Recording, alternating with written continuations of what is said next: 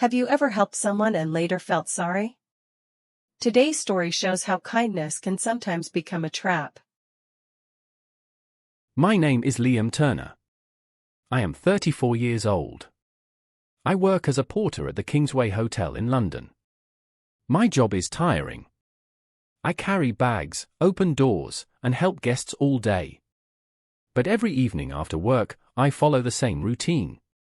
I cross the road and buy a coffee from a small cafe near Covent Garden. The cafe is quiet and warm. It helps me forget the long day. One afternoon, I notice a woman sitting near the window. She has hazel eyes and short brown hair. She looks calm but distant, like she is thinking about something painful. The next afternoon, she is there again. And the next day too. She always sits alone at the same table. She drinks one cup of coffee and looks outside. Sometimes she takes a small notebook from her bag and writes or draws. I don't know why, but I like seeing her there. After a hard day, the cafe feels safer when she is inside. One evening, I decide to speak to her. I buy my coffee and walk to her table. "Hi," I say. "My name is Liam. Can I sit here?" She looks up. "All right," she says quietly. "I'm Emily. I come here every evening after work," I say with a smile. "I work at the Kingsway Hotel."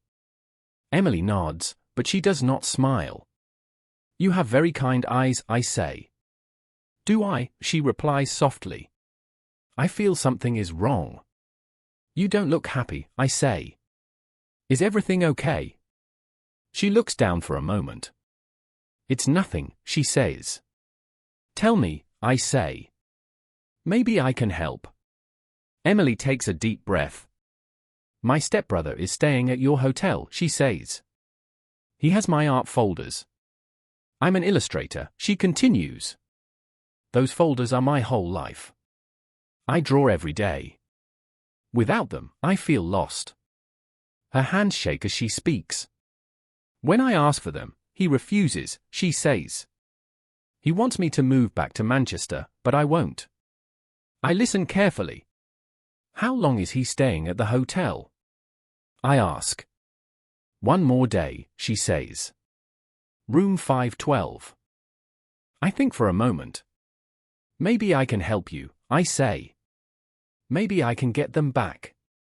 Her eyes widen. "Really? You would do that for me?" "Meet me here tomorrow at 5, I say. "Thank you," Emily says quietly. "Thank you so much." She looks at her watch. "I have to go now. See you tomorrow."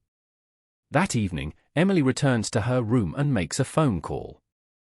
"It's ready," she whispers. He believes everything. "Tomorrow evening." She pauses. "Yes." "Bring the money, £3,000. She ends the call and smiles slowly. Everything is going perfectly, she says to herself. The next morning, I arrive at work early. I need to be careful, I think. I watch room 512 closely. After some time, a cleaner enters.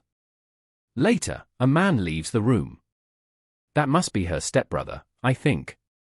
When the cleaner leaves, I quickly go inside. I search under the bed. Nothing. Near the desk. Nothing. Then I see them beside the wardrobe. The art folders.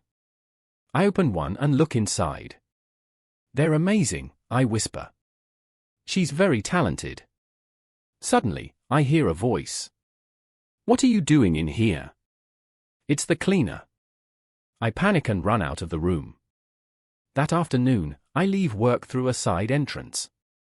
I must not be seen, I think. I go to the cafe. Emily is sitting at the same table. "I have them," I say and place the folders in front of her. "That's wonderful," she says. "How can I thank you?" "We could meet later," I say. "After I change." "I'm sorry," she says. "I can't tonight." "Maybe tomorrow." "Okay," I reply. "Tomorrow evening at 7, she says. She stands up to leave. You forgot your key, I say. Oh, thanks, she says quickly. She takes it and leaves. Later, my colleague Ben, who also works at the hotel, sits beside me. Liam, he says seriously. You're in trouble. What do you mean? I ask. Oliver Hayes' art folders are missing, he says. And the cameras show you leaving room 512. Who is Oliver Hayes? I ask. Ben stares at me. He's a well-known British artist, he says. His work is worth thousands. My stomach turns cold.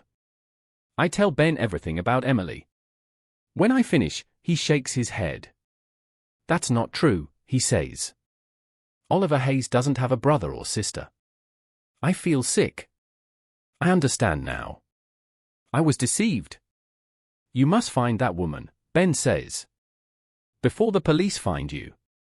I was stupid, I whisper. I trusted her. That night, I don't go home. I sleep on a night bus. The bus is cold and loud. I don't sleep well. I keep thinking about Emily's eyes. In the morning, someone wakes me. You can't sleep here, the driver says. As I stand up, a man nearby looks at his phone, then at me. It's him, he whispers. I see my photo on the news. Oh no, I think. I have to move. I run to Ben's flat. I need different clothes, I say. I know, he replies. Come in. Suddenly, I remember something. The key, I say. It's for the Seabird Hotel. That's near Westminster, PA, Ben says. I have to stop her, I say and run out. 20 minutes later, I see Emily leaving the Seabird Hotel. Emily! I shout. She looks at me and gets into a taxi. An old man nearby speaks quietly. River Cruise, he says. Westminster, PA. Thank you, I say and run. At the PA, people are boarding a boat. I buy a ticket and look around. Suddenly, a woman whispers. That's the man from the news. Police arrive. Where are Oliver Hayes' art folders? One officer asks. I don't have them, I say. She does. The officers turn to Emily. You're coming with us, one says. I don't understand, Emily says.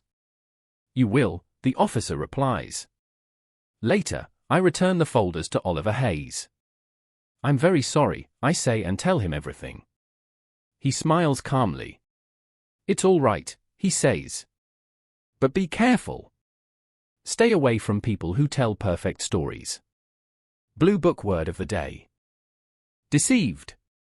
Deceived means someone makes you believe something that is not true.